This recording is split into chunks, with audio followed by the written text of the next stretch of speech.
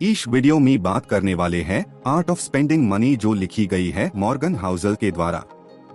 Author note: जब मैंने the psychology of money लिखी थी, मेरा गोल ये था कि मैं एक्सप्लोर करूं कि हम वेल्थ और इन्वेस्टिंग को कैसे थिंक करते हैं, कैसे इमोशंस और सोशल प्रेशर उन डिसीजंस को इन्फ्लुएंस करते हैं जिनके बारे में हम प्रिटेंड करते हैं कि वो प्योरली रैशनल होते हैं। यह book the art of spending money उस जर्नी का नेचुरल फॉलोअप है। द साइकोलॉजी ऑफ मनी का फोकस था वेल्थ को कैसे ग्रो किया जाए। The art of spending money का फोकस है कि हम उस वेल्थ को कैसे यूज करें। दोनों बुक्स आपको ये नहीं बताती कि आपको अपने मनी के साथ एग्जैक्टली क्या करना चाहिए, because everyone is different, but दोनों एक चीज को समझने की ट्राई करती है। जब हम मनी यूज करते हैं तो हमारे माइंड में क्या चल रहा होता है, और इस पॉइंट पर हम सब काफी सिमिलर होते हैं। दोनों बुक्स एक ही बिग आइडिया फॉलो करती हैं। मनी नंबर से कम और स्टोरी से ज्यादा रिलेटेड है। वो स्टोरीज जो हम खुद को बताते हैं कि क्या मैटर करता है, हैप्पी बनाता है, और सक्सेस को कैसे मेजर करना चाहिए। स्पेंडिंग मनी एक आर्ट है, साइंस नहीं। इस प्रोसेस के कोई यूनिवर्सल फॉर्मूलाज या फिक्स्ड रूल्स नहीं होते। जो एक पर्सन को जॉय देता है वो किसी और को एम्प्टी फील करा सकता है। इसीलिए इन्वेस्टिंग की तरह यहाँ भी अपनी इमोशंस, बायसेस, होप्स और फियर्स को समझना हमें स्मार्टर चॉइसेस तक गाइड करता है। ऐसी चॉइसेस जो रिफ्लेक्ट करें कि हम कौन हैं, हम क्या वैल्यू करते हैं और हम कैसे लिव करना चाहते हैं। अगर द साइकोलॉजी ऑफ मनी ने हमें फ्रीडम अर्न करना सिखाया, तो ये बुक हमें सिखाती है कि उस फ्रीडम का बेस्ट यूज कैसे किया जाए। Introduction: the quest of the simple life. Doctor Dan Goodman ने एक बार लेसिक आई सर्जरी की थी एक वुमन पर जो अपने ग्लासेस से छुटकारा चाह रही थी। कुछ वीक्स बाद जब वो चेकअप के लिए वापस आई, वो बिल्कुल डिस्पॉन्डेंट थी। उसने कहा कि सर्जरी ने उसकी लाइफ रूइन कर दी। प्रोसीजर में कोई इश्यू नहीं था। सालों बाद वो बिना ग्लासेस क्लियरली देख पा रही थी। गुडमैन ने पूछा, फिर प्रॉब्लम क्या है?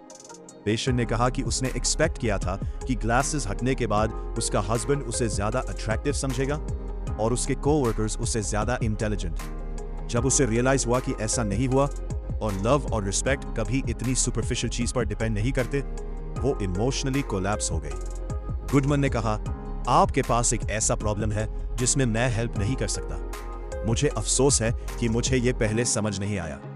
ये देखना अस्टाउंडिंग होता है कि कोई पर्सन वो चीज पाले जिसे वो हमेशा चाहते थे, और फिर रियलाइज हो कि हैप्पीनेस उनके अस्यूम किए गए चीजों का है से ज्यादा कॉम्प्लिकेटेड है। और ये मनी के साथ बिल्कुल ट्रू है। एक पुरानी सेइंग है, कुछ भी उससे वर्स नहीं होता जब आपको वो मिल जाए जो आप चाहते थे और वो नहीं मिलता जो आपको एक्चुअल में नीड है। ये बात मनी और सक्सेस के साथ बहुत लोगों पर अप्लाई होती है। अगर आप लकी हो और आपको मिल जाए जो आप चाहते हो, मनी, फिर भी आप रियलाइज कर सकते हो कि ये वो नहीं है जो आपको नीड था। फैमिली, फ्रेंड्स, हेल्थ, इसी बिगर पर्पस का पार्ट होना, और फिर डिसअपॉइंटमेंट आती है। और क्या वर्स हो सकता है? ये बुक एक्सप्लेन करती है कि स्पेंडिंग मनी का स्प्रेडशीट्स और नंबर्स से बहुत कम रिलेशन होता है। ज्यादा रिलेशन होता है psychology, envy, social aspirations, identity, insecurity जैसे टॉपिक से जो फाइनेंस में अक्सर इग्नोर होते हैं। Can money buy happiness? Yes. Can spending money make you happier? Yes. पर ये दोनों चीजें लोगों के अस्यूम करने से ज्यादा कॉम्प्लिकेटेड होती है। नंबर्स, चार्ट्स और डेटा के बीच ह्यूमन माइंड की मेसीनेस और अब्सर्डिटी होती है। मनी एक मार्केबल टूल है जो लाइफ को बेटर बना सकता है अगर आपको यूज करना आता हो, पर यूज करना सीखना मनी अक्वायर करने से बहुत डिफरेंट एंड स्किल है। विंस्टन चर्चिल ने कहा था कि उसने अल्कोहल से ज्यादा बेनिफिट लिया जितना अल्कोहल ने उससे लिया।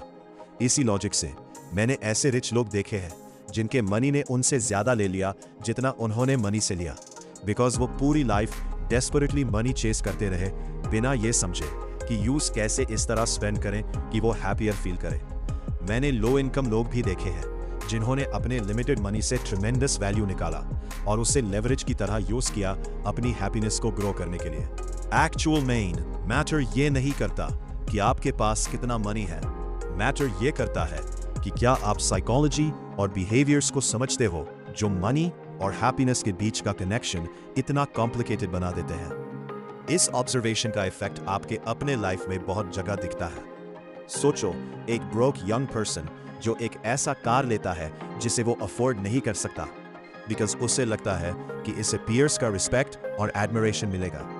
या कोई पर्सन जिन्होंने पूरी लाइफ डिलिजेंटली सेव किया पर रिटायरमेंट में भी रीजनेबल अमाउंट स्पेंड नहीं कर पाते बिकॉज सेवर उनकी आइडेंटिटी का डीप पार्ट बन चुका है। या एक यंग कपल जो 2 बेडरूम हाउस के लिए सेव कर रहे हैं पर उनकी एक्सपेक्टेशन सडनली इन्फ्लेट हो जाती है बिकॉज एक फ्रेंड ने 3 बेडरूम हाउस बाय किया। एक रिच एंटरप्रेन्योर जिसे कभी फील नहीं होता कि उसके पास इनफ है। एक लो वेज वर्कर जिसे हमेशा लगता है कि उसके पास प्लेंटी है।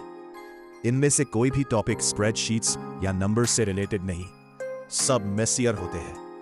ये सब साइकोलॉजी, सोशियोलॉजी और ये समझना है कि हर पर्सन डिफरेंट होता है।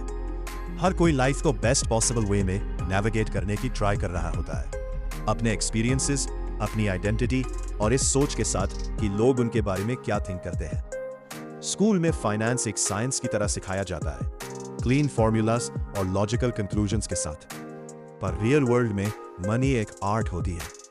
कॉलेज के टाइम में मैं लॉस एंजलिस के एक 5 स्टार होटल में वैलेट का काम करता था। एक दिन हमने एक invite only high and furniture show host किया जहां सिटी के मनी रिलीट आए हुए थे। एक मान वैलेट स्टैंड पर आया और अपने फ्रेंड से कैजुअली बात कर रहा था कि उसने अभी $21,000 एक आर्म चेयर पर स्पेंड किए।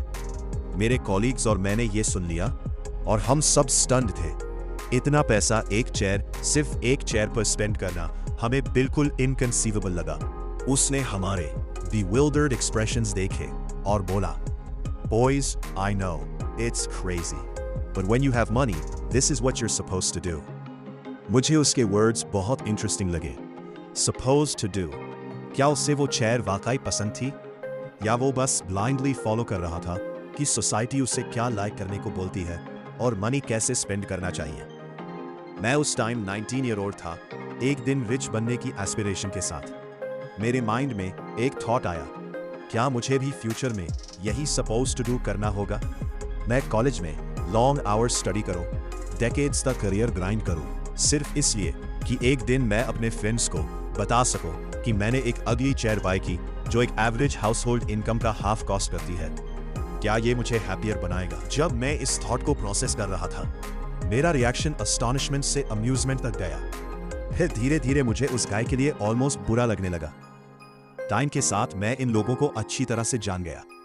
ऐसा लगता था कि बहुत लोग वेल्थ को माइंडलेसली चेस कर रहे थे बिना ये जाने कि उन्हें एक्चुअली चाहिए क्या। बस एक प्राइमल अर्ज होता था मोर का। मनी बनाना उनका स्ट्रॉन्ग स्किल था, पर उस मनी को एक मीनिंगफुली बेटर लाइफ में कन्वर्ट करना उनके लिए बहुत रॉकी लगता था। ऑफ कोर्स एक दूसरा पार्ट भी होता है। काफी लोगों ने ये फिगर आउट किया है कि मनी को कैसे यूज करें ताकि उन्हें लाइफ में एक्चुअल हैप्पीनेस मिल सके। पर रिच चेयर गाय ने एक बात सही बोली, सोसाइटी हमें जो बताती है कि मनी के साथ क्या करना सपोज टू होता है, वो हमेशा वो चीज नहीं होती जो हमें एक्चुअल में करनी चाहिए ताकि मनी का बेस्ट वैल्यू मिले। ये हमारी गलती नहीं होती। एवोल्यूशन और सोशल फोर्सेस हमें कभी शाउट करके बताते हैं कि हमें क्या चाहिए, दूसरों से ज्यादा मनी, बिगर स्टफ, शाइनियर टॉयज। कभी कभी यही चीजें हम एक्चुअली चाहते हैं और कभी चेस करनी भी चाहिए। पर ज्यादातर लोग इवेंचुअली रियलाइज करते हैं कि पैसा स्पेंड करना सिर्फ इसलिए कि दूसरों को दिखे कि आपके पास कितना मनी है एक फास्ट रूट है ब्रोक होने का और एक एक्सपेंसिव तरीका रिस्पेक्ट गेन करने का, और एंड रिजल्ट काफी बार डिसअपॉइंटमेंट होता है। आज मैं बिलीव करता हूं कि आप मनी यूज करके एक बेटर लाइफ बिल्ड कर सकते हो। नाइस स्टफ बाय करना जॉय दे सकता है, मुझे एम्बिशन, हार्ड वर्क और सबसे ज्यादा इंडिपेंडेंस पसंद है। पर मनी पर 2 डेकेड्स लिखने के बाद भी मैं हमेशा अमेज्ड रहता हूं कि हम में से बहुत लोग ये नहीं जानते कि हमें मनी से एक्चुअल में चाहिए क्या, या इससे स्टेटस और सक्सेस के बेंचमार्क से ज्यादा मीनिंगफुल टूल कैसे बनाया जाए। और मैं क्लियर कर दूं, इस बुक का बहुत सारा कंटेंट वो रिफ्लेक्शंस हैं जो मैंने अपने खुद के लाइफ में मनी और हैप्पीनेस को अंडरस्टैंड करते हुए देखे। अगर आप पेरेंट्स से पूछोगे कि वो अपने किड्स के लिए क्या विश करते हैं, काफी पेरेंट्स कहेंगे I just want them to be happy. आप पूछोगे क्या आप चाहते हो कि वो रिच और सक्सेसफुल बने, वो बोलेंगे well sure, but mostly I just want them to be happy. ये थिंकिंग ग्रेट है, पर वही पेरेंट्स अपनी लाइफ में हैप्पीनेस के कॉस्ट पर मनी और स्टेटस चेस करते रहते हैं। शायद इसीलिए पेरेंट्स अपने किड्स के लिए हैप्पीनेस विश करते हैं, क्योंकि उन्होंने खुद ब्लाइंडली एक चीज चेस करने के डाउन साइड्स देखे होते हैं। कार्ल युंग, जो हिस्ट्री के मोस्ट इन्फ्लुएंशियल साइकोलॉजिस्ट में से एक थे, एक बार पूछा गया, ह्यूमन माइंड में हैप्पीनेस क्रिएट करने वाले बेसिक फैक्टर्स क्या हैं? 1. Good physical and mental health. 2. Good personal or intimate relationships, जैसे marriage, family, friendships. 3. Art or nature में beauty perceive करने की ability. 4. Reasonable standards of living or satisfactory work. 5. एक ऐसी philosophic या religious point of view जो life के ups and downs को successfully handle कर सके। आप देख सकते हो कि मनी इन पॉइंट्स को कुछ लेवल तक अफेक्ट कर सकता है, पर money, specially lots of it, खुद इन पॉइंट्स में से कोई पॉइंट नहीं है। यह बुक आपको यह नहीं सिखाएगी कि मनी कैसे स्पेंड करना चाहिए। अगर मैं या कोई भी ये कर सकता तो इसका नाम the science of spending money होता। पर मुझे मनी स्पेंड करने की आर्ट ज्यादा इंटरेस्ट देती है। आर्ट को कभी one size fits all formula में डिस्टिल नहीं किया जा सकता। आर्ट कॉम्प्लिकेटेड होती है, कभी कॉन्ट्रडिक्टरी होती है और आपकी पर्सनालिटी का एक विंडो बन सकती है। मनी स्पेंड करने की art individuality, greed, jealousy, status और रिग्रेट जैसे टॉपिक्स कवर करती है। ये बुक उन्हीं टॉपिक्स के बारे में है। 1. मनी यूज करने के दो तरीके होते हैं, एक as a tool to live a better life, दूसरा as a yardstick of status, जिससे आप अपने आप को अदर्स के अगेंस्ट मेजर करते हो। काफी लोग पहले वाले को एस्पायर करते हैं, पर अपनी लाइफ काफी हद तक दूसरे वाले को चेस करते हुए स्पेंड कर देते हैं। 2. मनी एक टूल है जिसे आप यूज कर सकते हो, पर अगर आप केयरफुल नहीं हो तो मनी आपको यूज करेगा विदाउट मर्सी, और अक्सर आपको पता भी नहीं चलेगा। काफी लोगों के लिए मनी फाइनेंशियल एसेट के साथ साथ साइकोलॉजिकल लायबिलिटी भी होता है। मोर का ब्लाइंड लस्ट आपकी आइडेंटिटी को हाईजैक कर सकता है, आपकी पर्सनैलिटी को कंट्रोल कर सकता है और आपके लाइफ के उन पार्ट्स को रिप्लेस कर देता है जो एक्चुअल हैप्पीनेस लाते हैं। 3. स्पेंडिंग मनी हैप्पीनेस बाय कर सकता है, पर यह ऑफन एक इनडायरेक्ट पाथ होता है। मनी खुद हैप्पीनेस नहीं बाय करता, पर यह इंडिपेंडेंस और पर्पस फाइंड करने में हेल्प कर पाए, जो एक हैप्पियर लाइफ के की इंग्रेडिएंट्स होते हैं अगर आप उन्हें कल्टिवेट करें। एक बिग नाइस हाउस शायद आपको हैप्पियर बनाए, बस ज्यादा इसलिए कि वहां फ्रेंड्स और फैमिली को आसानी से बुलाया जा सकता है, और एक्चुअल हैप्पीनेस उन्हीं से मिलती है। इंड्यूरिंग हैप्पीनेस कंटेंटमेंट से आती है।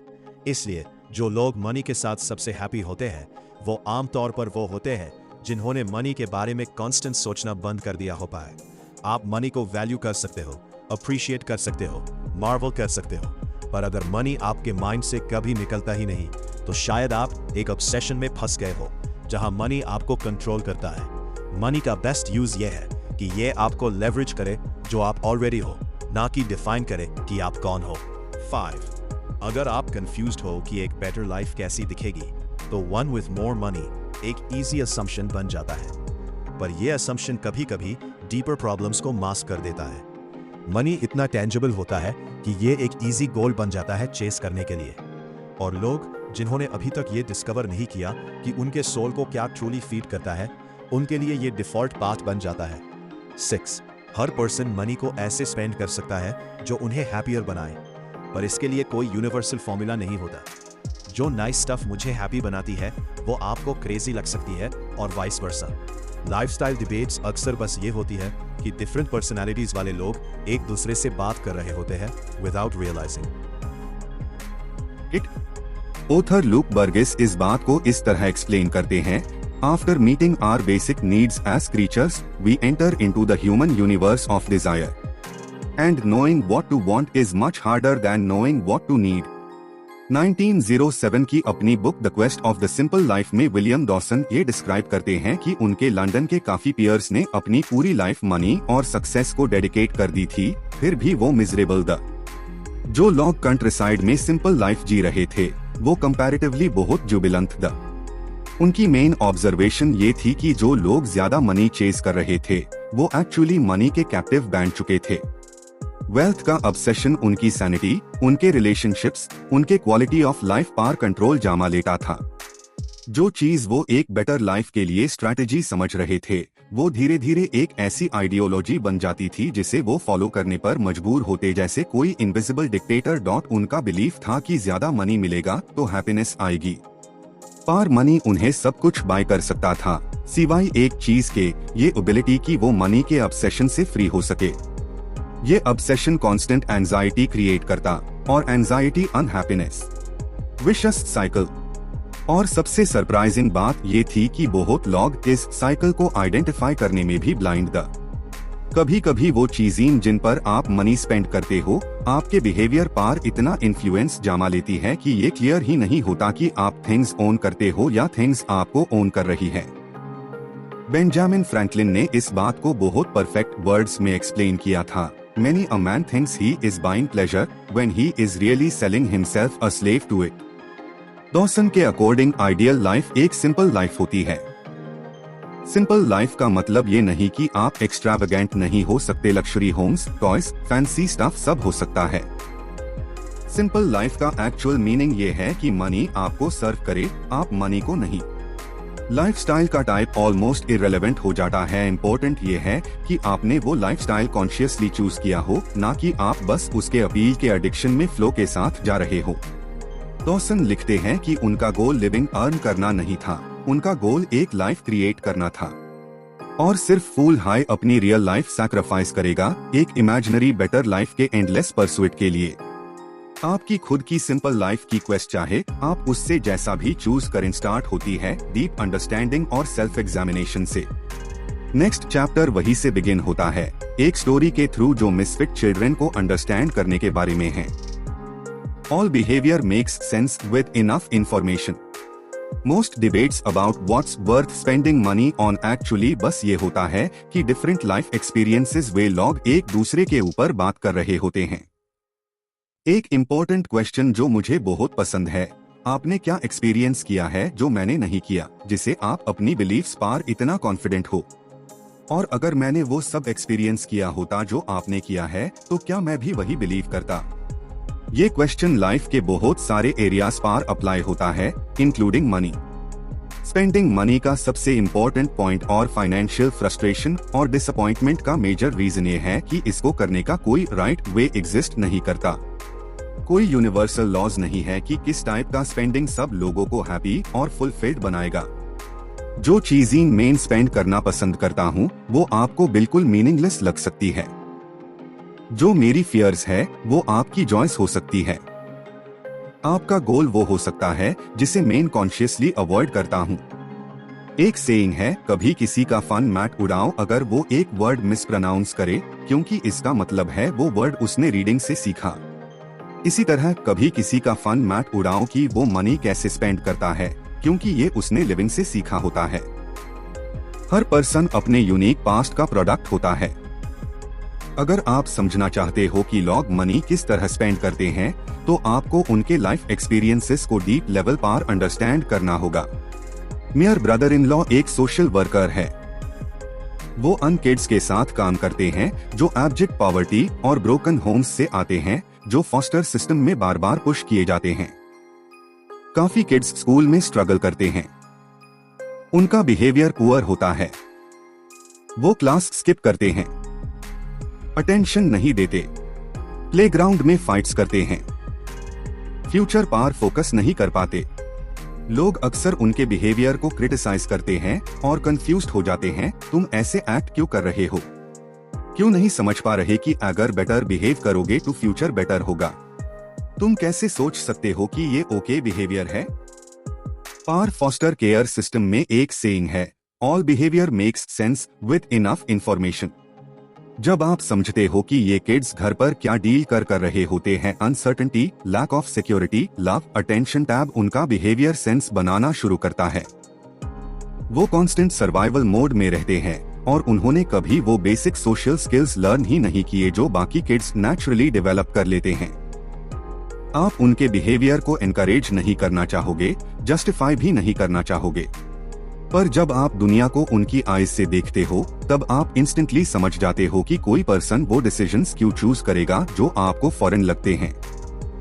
All behaviour makes sense with enough information, including ये समझना कि हम अपना मनी डिफरेंट वेज में क्यों स्पेंड करते हैं। 1920s के लेट पीरियड तक अमेरिका एक फुल सोशल और इकोनॉमिक साइकिल के एंड पार था। वर्ल्ड वॉर 1 की डेवास्टेशन के बाद एक क्रिपलिंग रिसेशन आया और फिर लगभग एक डेकेड की मिजरी के बाद फाइनली लोग एक ऐसे इकोनॉमिक बूम का एंजॉय कर पाए जिसने रोरिंग 20s का नाम दिया। रोरिंग शब्द भी इस एरा को जस्टिफाई नहीं करता है, लिटरली एक पार्टी था। मिड 1920s के लगभग 5 साल economy cheap debt, stock market bubble और बूटलेग लिकर पार चल रही थी। जून 1928 में सिंडिकेटेड कॉलमिस्ट रॉबर्ट क्विलन ने एक न्यूज़पेपर हेडलाइन लिखी जो सिर्फ 14 वर्ड्स में एक बहुत सिंपल और इम्पोर्टेंट ट्रूथ एक्सप्लेन करती है। Text of headline is missing in your input but meaning continues directly in explanation. Late 1920s के new cars, new clothes, new toys के थ्रू वेल्थ दिखाने का क्रेज एक्चुअली एक रिएक्शन था poverty और uncertainty का जो उससे पहले आई थी। जब आप कभी फील करते हो कि लाइफ ने आपको होल्ड बैक किया हुआ था और फिर सडनली रिलीफ मिलता है, तो एक कॉमन रिएक्शन होता है कि आप फ्रैंटिक पेस में स्प्रिंट करते हो जैसे लॉस्ट टाइम को कैच अप कर रहे हो। हिस्टोरियन फ्रेडरिक लुइस एलन ने इस एरा के बारे में लिखा, like the suddenly liberated vacationist, the country felt that it ought to be enjoying itself more than it was, and that life was futile and nothing mattered much. But in the meantime it might as well play follow the crowd, take up the new toys that were amusing the crowd. लोग अपने wild unsustainable spending को justify करते थे क्योंकि उन्हें लगता था कि वो डोर ईयर्स के स्नब्ड और सप्रेस्ड फील को कॉम्पेंसेट कर रहे हैं। उन्हें लगता था जैसे वो एक रॉन्ग को राइट कर रहे हैं, जैसे एक इमोशनल रिवेंज। वो स्पेंडिंग नंबर्स क्रंच करके नहीं कर रहे थे, वो एक इमोशनल वाउंड हील करने की अटेम्प्ट कर रहे थे। ये बिहेवियर टाइमलेस है और बहुत कुछ CH एक्सप्लेन करता है। मेरे एक क्लोज फैमिली मेंबर बहुत एक्सट्रीम पॉवर्टी और ब्रोकन होम में ग्रो हुई, हर तरह से स्नब्ड द। फिर वो एक सक्सेसफुल बिजनेसमैन बन गए। जब उनकी डॉटर कॉलेज के लिए प्रिपेयर कर रही थी, उन्होंने उससे कहा, pick the most expensive school you get into. अपनी डॉटर को एक एक्सपेंसिव स्कूल भेजना उनके लिए एक सिंबॉलिक विक्ट्री था, एक powerful reminder of everything he had overcome. उनके माइंड में ये ऑलमोस्ट ऐसा था जैसे वो इंटेंशनली सबसे एब्सर्ड हाईएस्ट प्राइस पे करना प्रेफर करते थे। हाई ट्यूशन उनके लिए एक सोशल ट्रॉफी था जो उन्हें अपने लाइफ आर्क के बारे में इनक्रेडिबल फील कराता था। अगर आपने कभी स्नब्ड लाइफ एक्सपीरियंस नहीं किया या किसी डिफरेंट वे में किया, तो ये सब आपको बिल्कुल मेक सेंस नहीं करेगा। बट दैट्स द पॉइंट, बहुत सारा स्पेंडिंग टैब तक मीनिंगलेस लगता है जब तक आप किसी पर्सन के पर्सनालिटी लेयर्स फील बैक करके ये आइडेंटिफाई नहीं करते कि वो एक्चुअली क्या अचीव करना चाह रहा है या कौन सा इमोशनल होल फिल करना चाह रहा है। आपका पास्ट स्पेंडिंग डिसीजंस को कम्प्लीटली डिफरेंट वेज में इन्फ्लुएंस करता है, कभी अपोजिट आउटकम्स के साथ, depending on the person. Tiffany Aliche, एक फॉर्मर प्री स्कूल टीचर जो एक वाइडली सक्सेसफुल फाइनेंशियल एजुकेटर बनी, कहती है कि उन्हें पोस्ट ट्रॉमेटिक ब्रोक सिंड्रोम है। इसने उनके लिए अपनी न्यू वेल्थ स्पेंड करना हार्ड बना दिया। वो कहती है, मैं इतने लॉन्ग टाइम तक ब्रोक थी और वो पीरियड इतना हार्ड था कि मुझे वापस आस स्टेट में जाने का फियर रहता है। अगर आप स्पेंडिंग हैबिट्स को समझना चाहते हो अपनी या दूसरों की, तो स्टार्ट पॉइंट ये होता है कि लोग सिर्फ फन या यूजफुल चीजों पर मनी स्पेंड नहीं करते। बहुत डिसीजंस उनके सोशल और साइकोलॉजिकल लाइफ एक्सपीरियंसेस को रिफ्लेक्ट करते हैं। और जब life experiences person to person dramatically vary करते हैं, तो जो आपके लिए लॉजिकल है वो मेरे लिए क्रेजी लग सकता है, और जो मेरे लिए मीनिंगफुल है वो आपको पॉइंटलेस लग सकता है। एक पर्सन के लिए कॉलेज डिग्री पर ह्यूज अमाउंट स्पेंड करना वेस्ट लग सकता है, दूसरे के लिए ये नॉन नेगोशिएबल रिक्वायरमेंट हो सकता है, और तीसरे के लिए ये एक अल्टीमेट सिंबल हो सकता है कि वो सोशल लैडर पर ऊपर आ गए। एक हाई प्रोडक्ट का मीनिंग अलग अलग लोगों के लाइफ बिल्कुल डिफरेंट होता है। जिसने ओल्ड मनी एफ्लुएंट फैमिली में ग्रो किया हो, उसके लिए लैम्बोर्गिनी एक गॉडी ईगोटिज्म का सिंबल हो सकता है। जिसने कुछ भी नहीं से स्टार्ट किया हो, उसके लिए वो कार अल्टीमेट प्रूफ हो सकती है कि आई मेड इट। ये प्रिटेंड करना कि इन क्वेश्चंस का एक राइट आंसर होता है, इमैच्योर थिंकिंग होती है।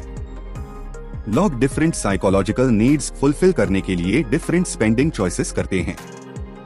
एक लॉयर जो 100 आवर्स पर वीक काम करता है और अपनी जॉब हेट करता है, उससे फ्रिवोलस स्पेंडिंग का अर्ज हो सकता है as a way to compensate for the misery जिसे उसका पेचेक आया। मैंने खुद देखा है कि इन्वेस्टमेंट बैंकर जब एनुअल बोनस रिसीव करता है तो मनी लिटरली पॉकेट में बर्न होता फील होता है। After 12 months of Excel modelling till 3 AM एक स्ट्रॉन्ग अर्ज होती है प्रूव करने की कि ये सब वर्थ था, जैसे सैक्रिफाइस को ऑफसेट करना हो। ये बिल्कुल वैसा है जैसे कोई पर्सन 1 मिनट तक अंडर वाटर होल्ड हो सरफेस पर आके वो काम ब्रेथ नहीं लेता, वो गास्प करता है। बहुत सारा स्पेंडिंग बेसिकली गास्प होता है। रिलेटेड पॉइंट, जो लोग डिलेड ग्रेटिफिकेशन में बेस्ट होते हैं, बहुत टाइम वो लोग अपनी वर्क एंजॉय करते हैं। पे गुड होती है, पार कॉम्पेंसेशन के लिए इम्पल्सिव स्पेंडिंग का प्रेशर फील नहीं होता। इम्पोर्टेंट पॉइंट ये है, most debates about what's worth spending money on actually बस ये होता है कि डिफरेंट लाइफ एक्सपीरियंसेस वे लोग एक दूसरे के ऊपर बात कर रहे होते हैं। आप कितना स्पेंड करो और दूसरे लोग क्यों ऐसे स्पेंड करते हैं, ये टैब मेक सेंस करता है जब आप एक्सेप्ट करते हो कि जिन्होंने डिफरेंट लाइव्स लिव की है वो नेचुरली डिफरेंट चीजें वांट करते हैं। ये सोचना कि आप जैसा स्पेंडिंग पसंद करते हो दूसरे भी वही करें, ये डीप इमैच्योरिटी की साइन है। ये सोचना कि जो आप वैल्यू नहीं करते उससे कोई और भी वैल्यू ना करे, भी इमैच्योर थिंकिंग है। दुनिया ऐसे ऑपरेट नहीं करती।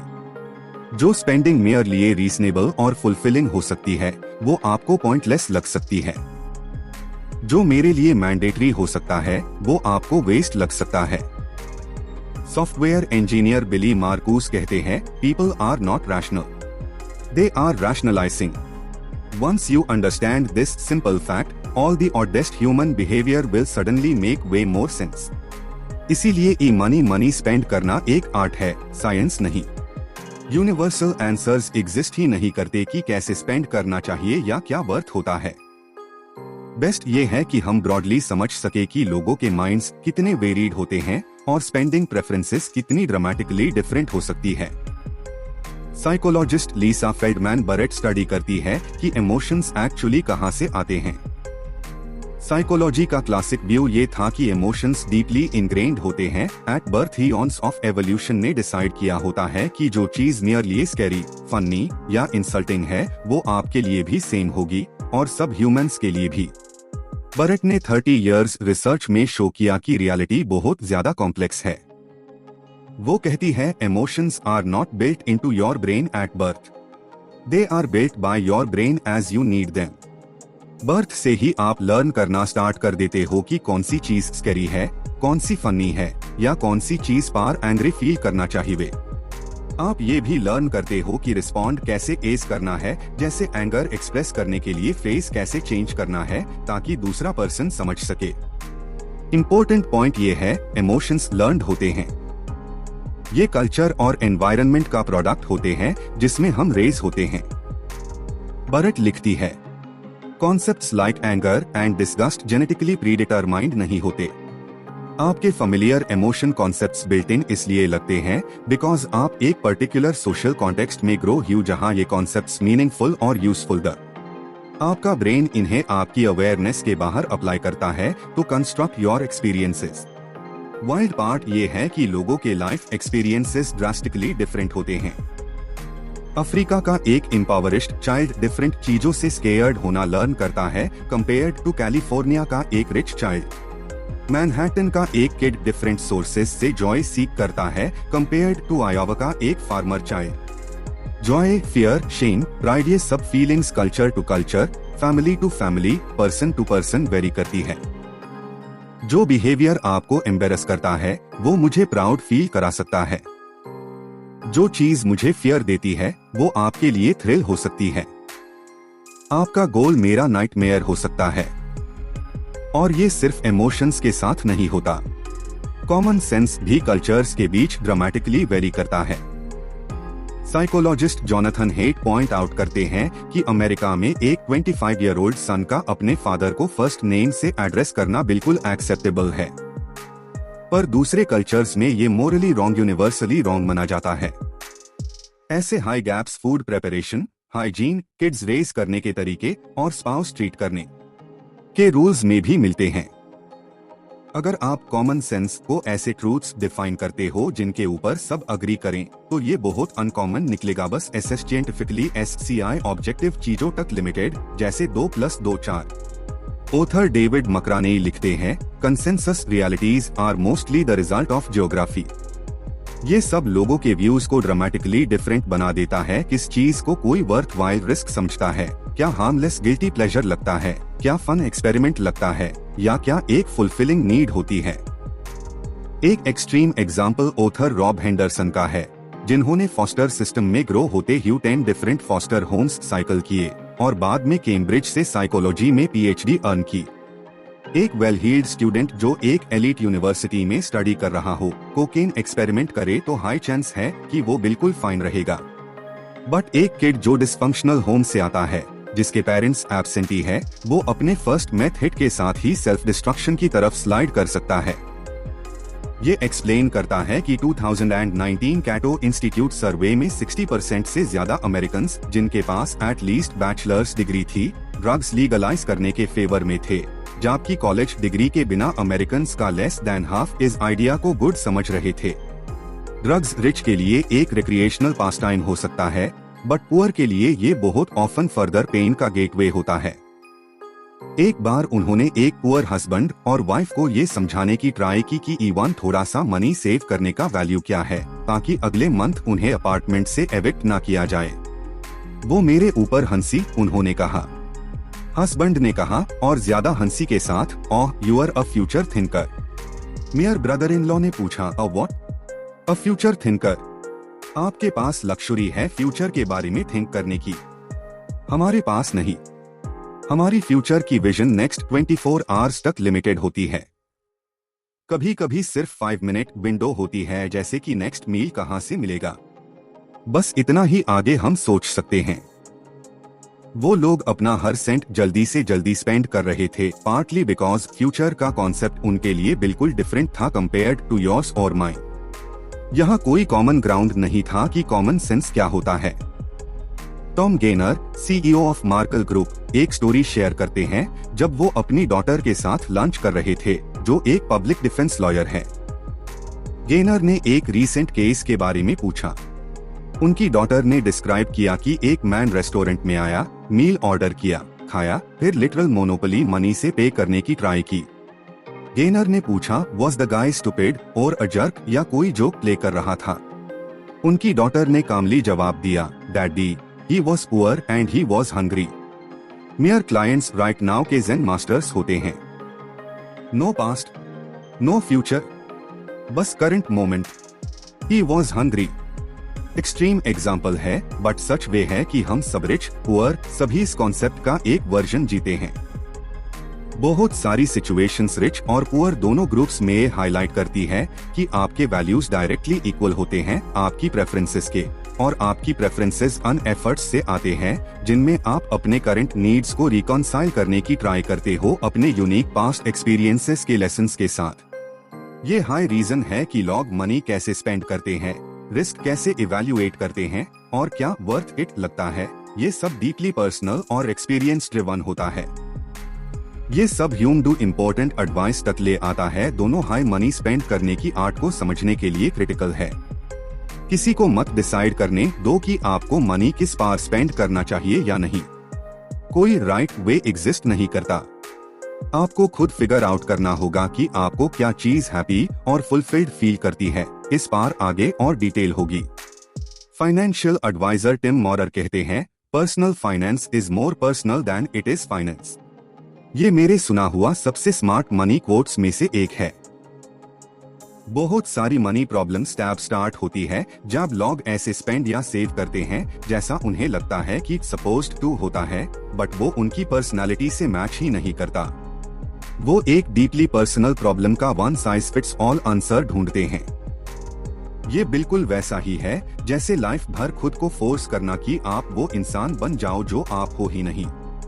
इटालियन फूड आपको पसंद हो और मुझे मैक्सिकन फूड, तो हम दोनों बिल्कुल राइट है, सिर्फ प्रेफरेंस है। पर जब बात आती है कि आप किस टाइप का हाउस चूज करते हो, क्या क्लोथ्स पहनते हो, कब रिटायर करना चाहते हो, कितनी ट्रैवल करते हो या कितनी बार रेस्टोरेंट्स जाते हो, टैब लॉग इंस्टेंटली जजमेंट रेडी रखते हैं।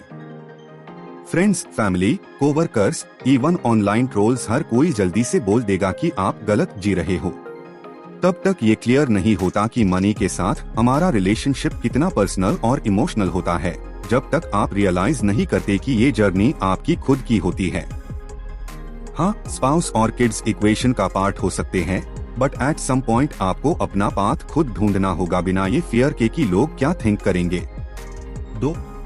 दूसरों को जज करते वक्त बहुत केयरफुल रहो कि वो अपना मनी कैसे स्पेंड करते हैं। कॉमेडियन जॉर्ज कार्लिन ने कहा था, everyone driving slower then you is an idiot and everyone driving faster than you is a maniac.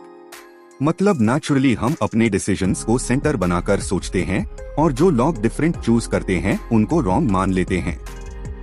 इस बुक में मैं कई बार लोगों के स्पेंडिंग डिसीजंस क्रिटिसाइज करता हूँ, बट सिर्फ तब जब मुझे लगता है कि वो अपनी खुद की हैप्पीनेस के खिलाफ जा रहे हैं। एक चीज है जब कोई अपने डिसीजंस के कॉन्सिक्वेंसेस समझ ही नहीं पा रहा, उन्हें हेल्प की जरूरत होती है। बहुत अलग चीज है किसी को सिर्फ इसलिए क्रिटिसाइज करना क्योंकि उनका चॉइस आपका चॉइस नहीं है। काफी लोग समझ नहीं पाते कि आप उनका पॉइंट ऑफ व्यू क्यों नहीं देख सकते, और ये नेचुरल भी है। अगर मैं एक लाइफस्टाइल चूज करता हूँ जो आपसे डिफरेंट है, तो आपको लग सकता है कि मैं इनडायरेक्टली आपके चॉइसेस को क्वेश्चन कर रहा हूँ, स्पेशली अगर आपके खुद के चॉइसेस के बारे में कहीं ना कहीं डाउट हो, जो हम सबके साथ होता है। डेंजर ये है कि अगर मैं आपको क्रिटिसाइज करता हूँ कि आप मनी कैसे स्पेंड करते हो, तो शायद मैं अपने आप को कॉन्विंस कर दूं कि एक हाई राइट वे होता है मेरा वे, और फिर मैं अपने चॉइसेस को इंट्रोस्पेक्ट करना बंद कर दूंगा, ये सोचना बंद कर दूंगा कि मैं बेटर कर सकता हूँ या नहीं, या अपने इमोशंस को अंडरस्टैंड करना बंद कर दूंगा। जजिंग अदर्स बुलहेडेड कॉन्फिडेंस डिमांड करता है और ये आपको ग्रो होने से रोक सकता है। हेल्थी फाइनेंशियल फिलॉसफी ये होती है, दूसरों के एक्सपीरियंसेस को रिस्पेक्ट देना, अपने एक्सपीरियंसेस को अप्रिशिएट करना और समझना कि all behaviour makes sense with enough information. अब मैं आपको एक और स्टोरी बताता हूँ रिस्पेक्ट और एडमिरेशन के बारे में। May I have your attention please. You think you want nice stuff, but reality ये होती है कि आप एक्चुअली रिस्पेक्ट, एडमिरेशन और अटेंशन चाहते हो। इफ यू आर कंफ्यूज्ड कि एक बेटर लाइफ एक्चुअली कैसी दिखेगी, to one with more money एक बहुत इजी अजम्पशन बन जाता है। ये आइडिया इतना सिंपल है कि ये बहुत लोगों को इन्फ्लुएंस करता है। लिविंग अ गुड लाइफ एक एक्सट्रीमली कॉम्प्लिकेटेड टॉपिक है जिसके ऊपर फिलोसोफर्स थाउजेंड्स ऑफ इयर्स से डिबेट कर रहे हैं। और मोर मनी एक ऐसी चीज है जो क्वांटिफाइबल भी है और चेज करना इजी भी। बट मोर मनी और उससे बाय होने वाली चीजों का डिजायर अक्सर ये हाइड कर देता है कि आपको एक्चुअली क्या चाहिए, रिस्पेक्ट और admiration from other people. Easy link ये बनता है कि अगर आपके पास मोर मनी हो तो आप नाइसर कार और बिगर हाउस बाय कर सकते हो, और अगर आपके पास नाइसर कार और बिगर हाउस हो तो लोग आपको ज्यादा रिस्पेक्ट और एडमायर करेंगे। कभी कभी ये ट्रू होता है, but let me share my take. मैंने दोनों किड्स को लेटर्स लिखे हैं उन्हें कुछ फाइनेंशियल लेसन्स पास ऑन करने के लिए। दोनों लेटर्स में मैंने एक लाइन लिखी, आपको लगता है कि आप नाइसर कार और बिगर हाउस चाहते हो बट एक्चुअली नहीं। आपको जो रियल चीज चाहिए वो है रिस्पेक्ट और एडमिरेशन, और आपको लगता है कि नाइस स्टफ ये डिलीवर करेगा, बट ये रेयरली होता है, एटलीस्ट उतना नहीं जितना आप एक्सपेक्ट करते हो। स्पेशली अन लॉग ऑन से नहीं जिनके रिस्पेक्ट और एडमिरेशन की आपको जरूरत होती है। मुझे रिवर्स अबिचुरी का आइडिया बहुत पसंद है। ट्राई दिस, अपना अबिचुरी इमेजिन करो और लिखो कि आप चाहते हो वो क्या कहे, फिर सोचो कि उसको लाइफ कैसे करना है। ये लाइफ में ट्रूली क्या मैटर करता है, इसको समझने का क्लियरेस्ट और सिंपलेस्ट वे है। Thanks for watching. Subscribe for next part.